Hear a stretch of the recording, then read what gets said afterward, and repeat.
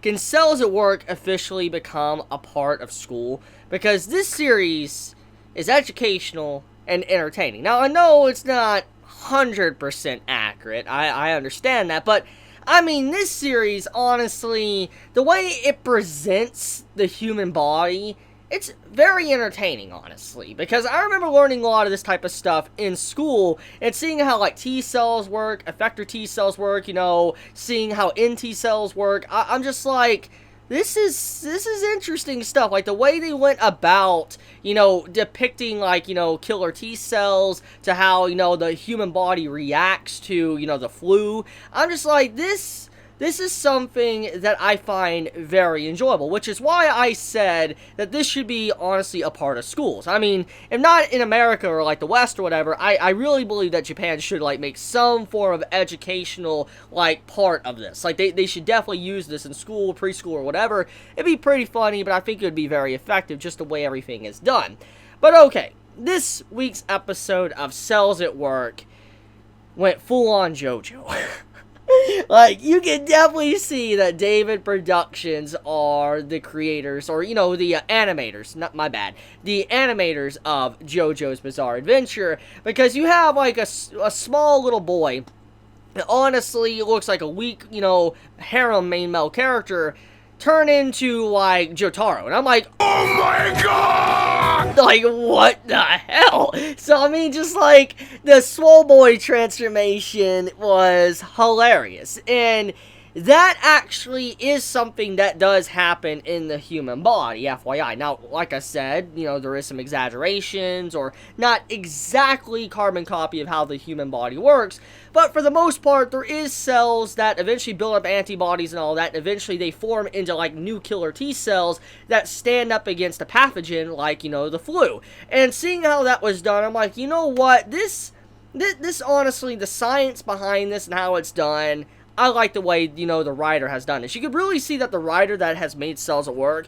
has, at the very least, some understanding of the human body, how the body works and all that, and how viruses, bacteria get within the body, how, certain cells within your body operate with each other. I just find it fascinating. Who would have thought that we would have a series quite like this that honestly would be teaching you stuff? At the very least, it's reminding me of my biology class, and it's been a long time since I honestly have went to, like, school and did biology, so just seeing this type of stuff again, it's kind of rekindling, one of my favorite courses, because FYI, science and biology, it was always, like, my favorite, like, chemistry, biology, and all that was my favorite class going to school, and I like stuff like this, just seeing the way the story depicts this type of stuff, so, yeah, anyways, the flu virus was depicted as a zombie plague.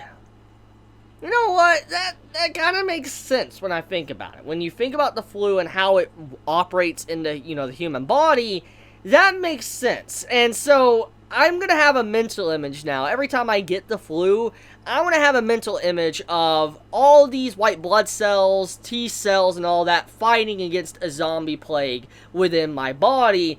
That right there, I'm like, that's what I'm really thinking of, because that's kind of what the flu does. And I also especially love how they represented the human body's response to the virus. For instance, the whole ordeal with sweating, to, hot water being poured on the person, to the sneezes and all that. I just really love how the human body's reactions were depicted throughout this episode, which there is something I do want to get into. Many might look at the situation here and say it's a little bit over-dramatic, but that's kind of how the human body works, which I think is what makes this series so great. See, you don't really know this, but in our body, every single day, our body is at war with bacteria and viruses and stuff that enter our body. Every single day, you're walking around and all that, you're exposing yourself to thousands upon thousands of bacteria. Continuously. Every time you put your hand on something, you're doing that. Every time you inhale in certain environments, you're doing that. When you sit down to use the bathroom, you're doing that. Basically, bacteria is always around you. Viruses are always around you. And always within your body, your cells are at war with something. And the first two episodes we got is a perfect representation of what happens within the human body. And the thing about that is that even though they were at war and fighting these cells, the human, the main host body was unaware of these actions. And the reason why is because we, as humans, we don't always get notified of what's going on within our body. For instance, right now, currently in my body, and all of your guys' body right now, while you're watching this video, most likely your cells within you is fighting off some form of virus or bacteria. But you're unaware of it because it hasn't multiplied or expanded within your body to a point to where it can start affecting you. And this episode was the first time we actually got to see the human body truly get affected by a virus. For instance, to the sweating, to the sneezing, fever, and all of that, that right there is how the human body works. And, you know, what we saw throughout this episode, it was very over-dramatic, but that's how the body operates. It's a very over-dramatic, you know, body, the way your body functions. For instance, it always is alerting your brain, like, you know, fever, hot fever, sweating, you know, cold chills, you know, sneezing. Your body does this type of stuff because it just is trying to get rid of this virus no matter what, even if it's a common cold. And that, I think, like I said, is perfectly represented in Cells at Work, and that is why I really love this series. Episodes like this is why I fell in love with this series on the first episode, not just because it, you know, reminds me of Osmosis Jones.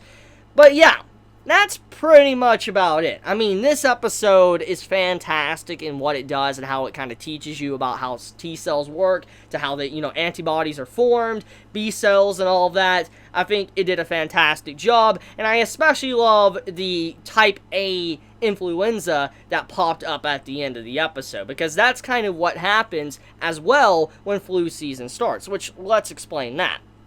So obviously, when the human body overcomes something, for a limited amount of time, it kind of has a little bit of a resistance to that virus or cold, because it built up, you know, antibodies to be able to fight something like that.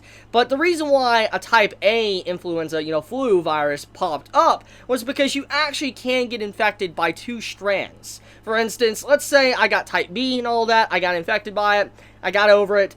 Type A could pop up. If I was exposed to another strand, it could still pop up even though I just got rid of, you know, flu. For instance, type B is because they're kind of different in their own way. They're mutations, and it makes it to where, you know, they each are slightly different, so your body has to create a whole new form of antibodies to be able to combat the virus. So that is kind of why, you know, that was a critical situation for our characters at the end. It's because they were constantly fighting the flu, type B, and they built up antibodies for it, but when this new virus popped up, you know, type A, they couldn't do anything because their bodies weren't adjusted to fighting that yet. So yeah, that is the cool part about this episode. I just love how it brings in realism while keeping an anime style.